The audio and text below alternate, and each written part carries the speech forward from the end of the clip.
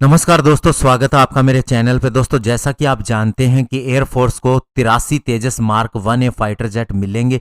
तो इससे दोस्तों AMCA फाइटर जेट या फिर नेवी के twin engine deck based fighter jet की बात कहें, उसकी राह आसान कैसे हो जाएगी, तो आज इसी के ऊपर बात करेंगे। चलिए दोस्तों शुरू करते हैं। तो दोस्तों, सबसे पहले आपको बताना चाहूंगा कि ये जो 83 तेजस फाइटर जेट की डील हुई है, इससे हमारी इकोनॉमी के ऊपर बहुत बड़ा प्रभाव पड़ेगा। ये 48,000 करोड़ रुपए का ऑर्डर है और ये हमारी इकोनॉमी के लिए 6 से 7 गुना फोर्स मल्टीप्लायर साबित होगा। इससे बहुत सी जॉब क्रिएट होंगी, काम आउटसोर्स होगा और साथ ही दोस्तों इसका बहुत बड़ा इफेक्ट होगा हमारे टायर 2 और टायर 3 मैन्युफैक्चरिंग के लिए, specially high tech defence aviation sector के लिए। तो दोस्तों, इससे सिंपल सी बात है कि एक इकोसिस्टम जरूर बनेगा और बहुत सी कंपनीज आगे के लिए डेवलप होंगी। और साथ ही दोस्तों, आपको एक चीज ध्यान रखनी चाहिए, ये तेजस फाइटर जेट का लक्ष्य हमारा ये है कि हम हमारे MiG-21 को रिप्लेस करना चाहते हैं, लेकिन MiG-21 से ये बहुत ही ज्यादा इफेक्टिव फाइटर जेट है। तो ऐसे में दोस्तों, पूरी इंटरनेशनल मार्केट ऐसी है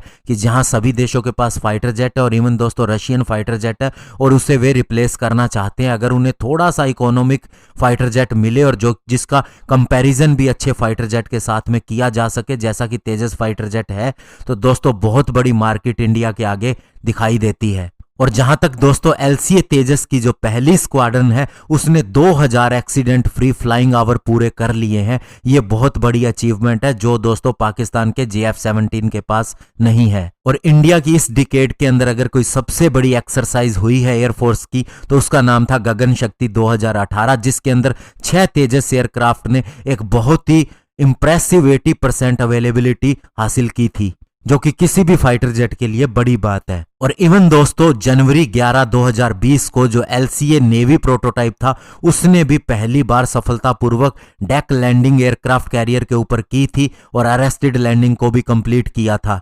और ये कैपेबिलिटी बहुत ही कम देशों के पास है और ये फाइटर जेट हमारा ही था। और दोस्तों सबसे बड़ी बात, इस फाइटर जेट की इंटेलेक्चुअल प्रॉपर्टी यानी कि IP हमारे पास है। हम जो चाहें इसके अंदर एडवांसमेंट कर सकते हैं, इसके अंदर जो भी वेपन सिस्टम चाहें उसे इंटीग्रेट कर सकते हैं। इवन अब तो हमने मिसाइल भी बना ली है जो कि बियॉन्ड विजुअल रेंज की है और उसकी शॉर्ट रेंज की मिसाइल का ऊपर भी काम शुरू हो चुका और बहुत सी रशियन और इसराइली मिसाइल्स भी इसके साथ में इंटीग्रेट की जा चुकी हैं। और जो ADA जिसने इसे डिजाइन किया था, अभी मीडियम वेट फाइटर के ऊपर काम कर रही है, AMCA के ऊपर काम कर रही है, तेजस मीडियम वेट फाइटर के ऊपर काम कर रही है। तो ऐसे में दोस्तों वो अपने सही काम के अंदर बिजी है और इधर से HAL ने इंटीग्रेटर के रूप में काम करते हुए अब इसको बनाना भी शुरू करेगी। और ऐसे में दोस्तों बहुत सी टेक्नोलॉजीज विकसित भी की जा रही हैं जो हमारे आने वाले फ्यूचर के फाइटर जेट के अंदर लगाई जाएंगी, इंटीग्रेट की जाएंगी। जब HAL ने तेजस मार्क 1 बनाया था, उस समय दोस्तों ऐसा इकोसिस्टम नहीं था।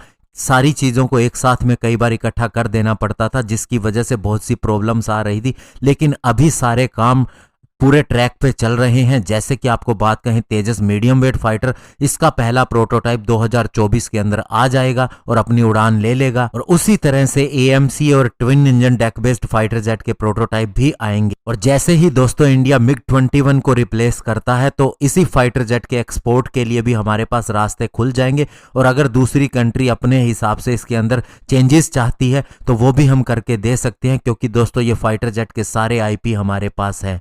तो ऐसे में ये सारी चीजें दोस्तों हमें नेक्स्ट जनरेशन के फाइटर जेट डेवलप करने में आसानी ही करेंगी। धन्यवाद, जय हिंद।